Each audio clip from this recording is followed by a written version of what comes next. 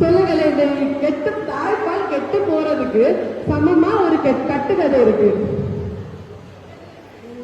சில பெண்கள் வந்துட்டு ரொம்ப நேரம் வந்துட்டு குழந்தைக்கு தாய்ப்பால் கொடுக்கலன்னா பிரஸ்ட் வந்துட்டு புளிஞ்சு பால் எடுத்து வெளியே தள்ளுவாங்க.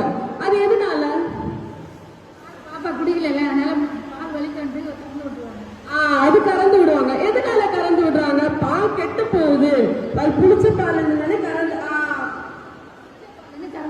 புளிச்ச பால். ஆனா நமக்கு உடம்புக்குள்ளாடிதான் அந்த பால் இருக்கு, சரியா? அந்த பால் எப்படி கெட்டு போகும்? கெட்டு போகாது இல்ல.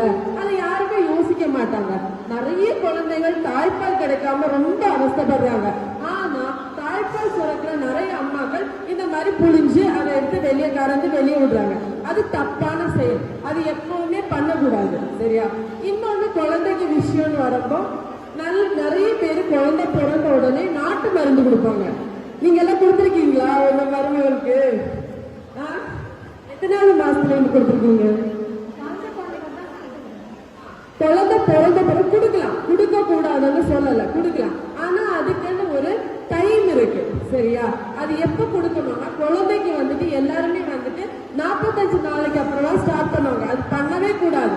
6 மாசம் வரைக்கும் பிறந்த குழந்தைக்கு தாய்ப்பால் மட்டும்தான் கொடுக்கணும், ஓகேவா? அந்த ஒரு